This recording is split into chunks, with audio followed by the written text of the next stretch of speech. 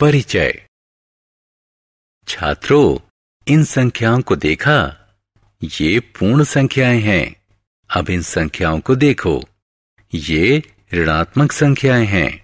लेकिन हम उन संख्याओं के उस बड़े समूह को क्या कहेंगे जिसमें पूर्ण संख्याएं और उसकी सभी ऋणात्मक संख्याएं भी हों? जी हाँ, उन संख्याओं को पूर्णांक कहते हैं। आइए पूर्णांकों के बारे में और विस्तार से जानें।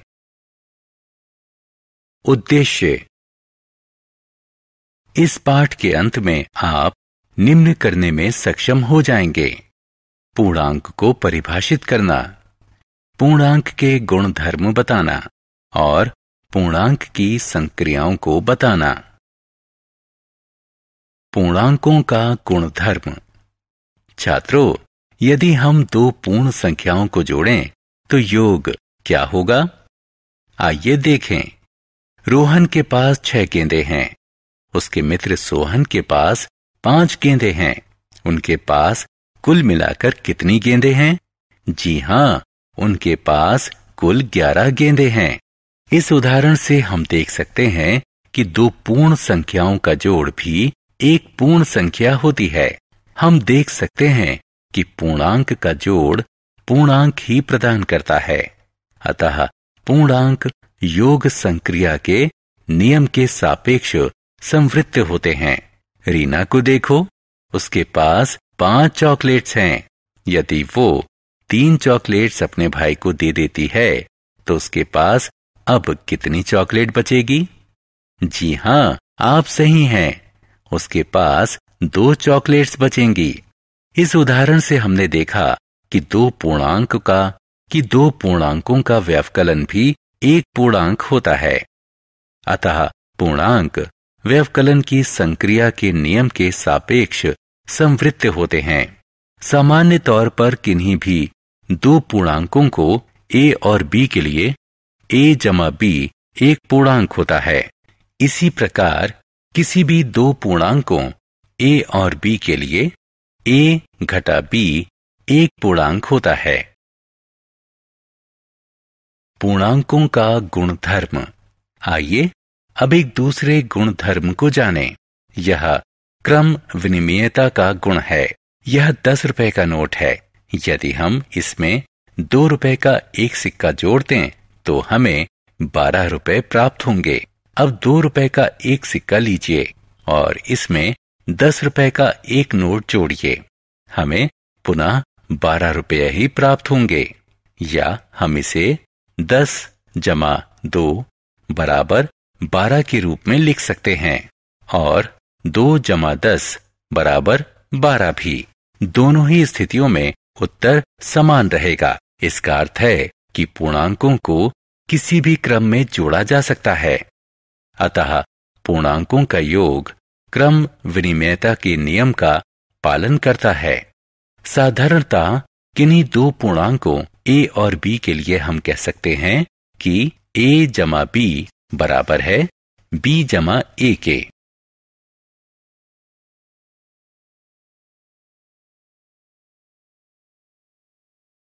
पूर्णांकों का गुणधर्म। छात्रों, क्या 5 घटा कोष्ठक में घटा 3 बराबर है कोष्ठक में घटा 3 घटा 5 के? जी नहीं, क्योंकि 5 घटा कोष्ठक में घटा 3 बराबर 5 जमा 3 बराबर 8 और कोष्ठक में घटा 3 घटा 5 बराबर घटा 3 घटा 5 बराबर घटा 8। अतः हम कह सकते हैं कि व्यवकलन की संक्रिया क्रम विनिमेयता के गुण का पालन नहीं करती। अब इस उदाहरण को देखें। हम पूर्णांकों घटा 3 घटा 2 और घटा 5 को लेते हैं। कोष्ठक में घटा 5 जमा कोष्ठक में घटा 3 जमा कोष्ठक में घटा 2 और कोष्ठक में घटा 5 जमा कोष्ठक में घटा 3 जमा कोष्ठक में घटा 2 को देखिए। पहले योग में कोष्ठक में घटा 3 और कोष्ठक में घटा 2 को एक साथ रखा गया है और दूसरे में कोष्ठक में घटा 5 और कोष्ठक में घटा 3 को एक साथ रखा गया है। दोनों ही स्थितियों में हमें परिणाम घटा 10 प्राप्त होता है। यह दर्शाता है कि पूर्णांक योग की संक्रिया में साहचर्य के गुण का पालन करते हैं। साधारणतः किसी भी पूर्णांक a, b और c के लिए हम कह सकते हैं कि a जमा कोष्ठक में b जमा c बराबर कोष्ठक में a जमा b जमा c के।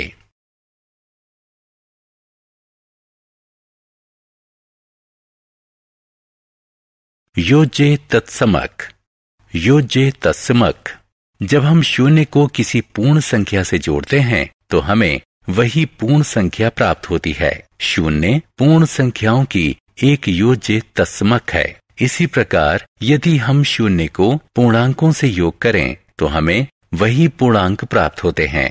साधारणतः किसी भी पूर्णांक के लिए a जमा शून्य बराबर a बराबर शून्य जमा a होता है। पूर्णांकों का गुणन। हम जानते हैं कि पूर्ण संख्याओं का गुणन पुनरावृत्ति योग होता है। उदाहरण स्वरूप 2 जमा 2 जमा 2 बराबर 3 गुणा 2 बराबर 6। इसी प्रकार पूर्णांकों का गुणन भी पुनरावृत्ति योग होता है। उदाहरण स्वरूप कोष्ठक में घटा 5 जमा कोष्ठक में घटा 5 जमा कोष्ठक में घटा 5 बराबर 3 गुणा कोष्ठक में घटा 5।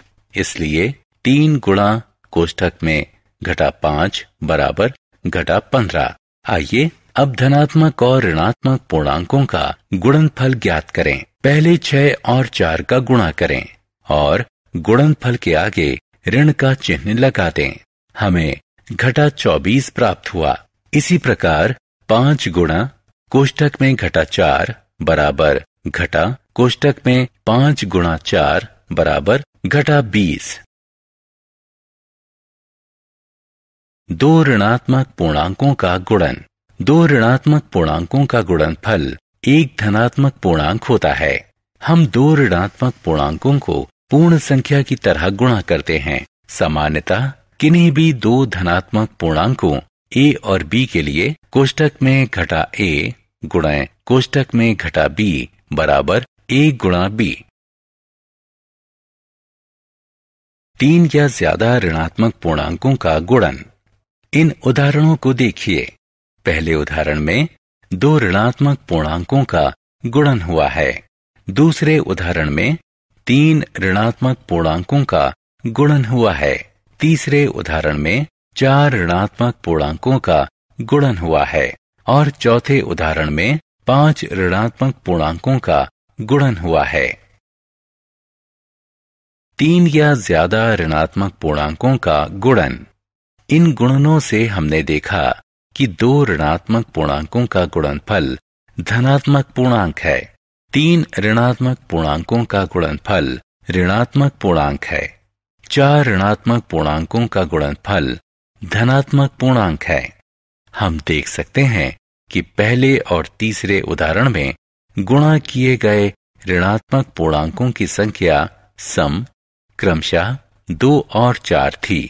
इसलिए 1 और 3 में प्राप्त गुणनफल धनात्मक है और 2 एवं 4 उदाहरण में गुणा किए गए ऋणात्मक पूर्णांकों की संख्या विषम थी। इसलिए 2 एवं 4 में प्राप्त गुणनफल ऋणात्मक पूर्णांक है।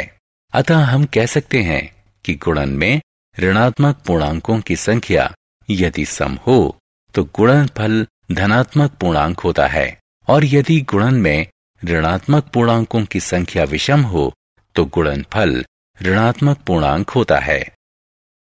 पूर्णांकों के गुणन के गुणधर्म। 2 पूर्णांकों का गुणनफल भी एक पूर्णांक होता है। उदाहरण के लिए कोष्ठक में घटा 20 गुणा कोष्ठक में घटा 5 बराबर 100। कोष्ठक में घटा 15 गुणे 17 बराबर घटा 255। अतः हम कह सकते हैं कि गुणन योग की संक्रिया के सापेक्ष संवृत्त है। सामान्यतः a और b पूर्णांकों के लिए a गुणा b एक पूर्णांक होता है। इस उदाहरण को देखिए। हम देख सकते हैं कि 3 गुणा कोष्ठक में घटा 4 बराबर कोष्ठक में घटा 4 गुणा 3। इसलिए पूर्णांकों का गुणनक्रम विनिमय के गुणन का पालन करता है। सामान्यतः किन्हीं दो पूर्णांकों a और b के लिए a गुणा b बराबर b गुणा a।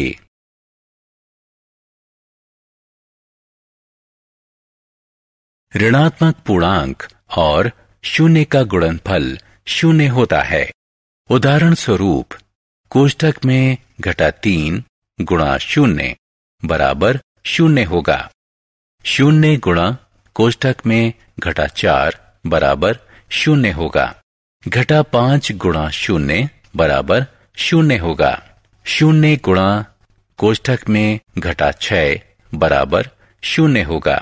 सामान्यतः किसी भी पूर्णांक a के लिए a गुणा शून्य बराबर शून्य गुणा a बराबर शून्य।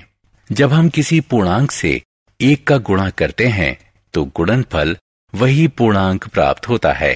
उदाहरण स्वरूप कोष्ठक में घटा 3 गुणा 1 बराबर घटा 3। 1 गुणा 5 बराबर 5। इसका अर्थ है एक पूर्णांक के लिए गुणात्मक तत्समक है। सामान्यतः किसी भी पूर्णांक a के लिए a गुणा 1 बराबर 1 गुणा a बराबर a।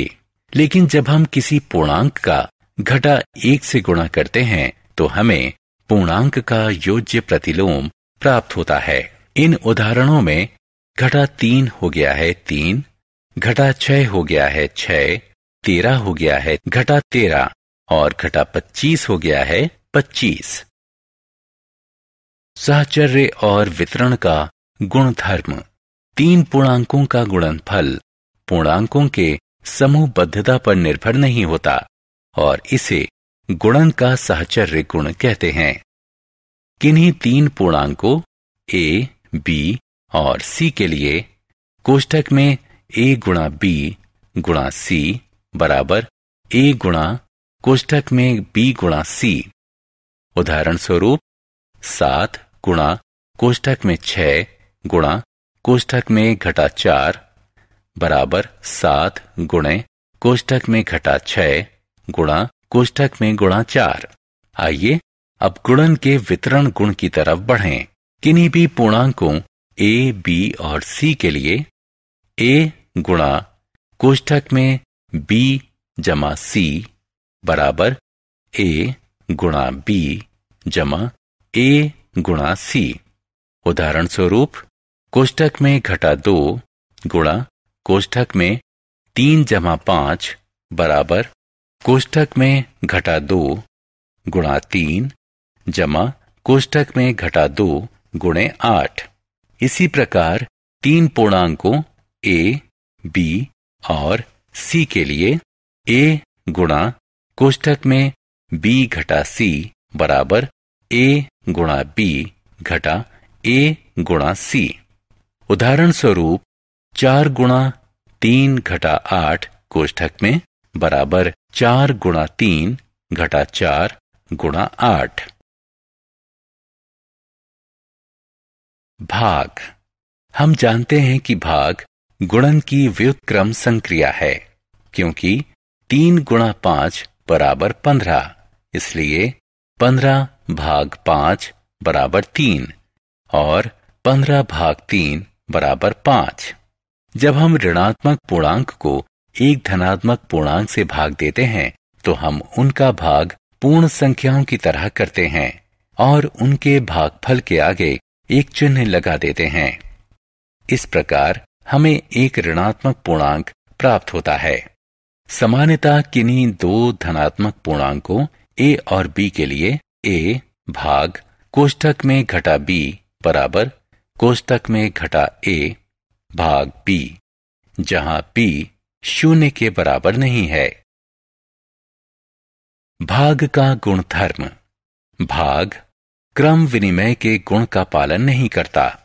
उदाहरण स्वरूप कोष्ठक में घटा 8 बटा कोष्ठक में घटा 4 कोष्ठक में घटा 4 बटे कोष्ठक में घटा 8 के बराबर नहीं है। शून्य द्वारा किसी पूर्णांक में भाग देना अर्थहीन है और शून्य को शून्य के अतिरिक्त अन्य किसी पूर्णांक से भाग देने पर भागफल शून्य आता है। किसी भी पूर्णांक को 1 से भाग देने पर भागफल वही पूर्णांक होता है। उदाहरण स्वरूप कोष्ठक में घटा 8 बटा 1 बराबर है कोष्ठक में घटा 8 के। कोष्ठक में घटा 11 बटा 1 बराबर है कोष्ठक में घटा 11 के। किंतु किसी पूर्णांक को घटा 1 से भाग दिया जाए तो गुणनफल वही पूर्णांक नहीं होगा। उदाहरण स्वरूप घटा 8 कोष्ठक में बटा कोष्ठक में घटा 1 बराबर है 8 के। 11 बटा कोष्ठक में ऋण 1 कोष्ठक में घटा 1 बराबर है घटा 11 के।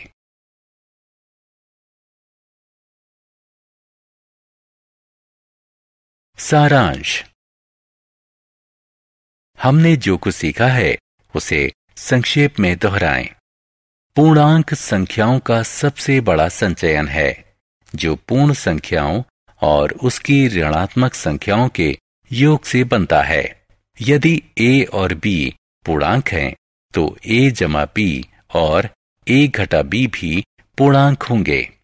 यदि a और b कोई पूर्णांक हैं तो सभी पूर्णांकों a और b के लिए a जमा b बराबर b जमा a होगा। यदि a, b और c कोई पूर्णांक हैं तो सभी पूर्णांकों a, b और c के लिए a जमा b जमा c बराबर a जमा कोष्ठक में b जमा c होगा और c के लिए कोष्ठक में a जमा b जमा c बराबर a जमा कोष्ठक में b जमा c होगा। पूर्णांक शून्य के योग के सापेक्ष तस्मक है, यानी सभी पूर्णांकों a के लिए a जमा शून्य बराबर शून्य जमा a बराबर a है।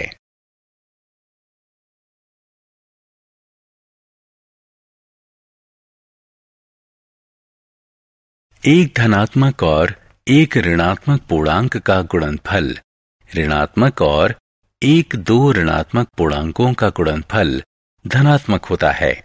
गुणन में ऋणात्मक पूर्णांकों की संख्या यदि सम हो तो गुणनफल धनात्मक पूर्णांक होता है और यदि गुणन में ऋणात्मक पूर्णांकों की संख्या विषम हो तो गुणनफल ऋणात्मक पूर्णांक होता है।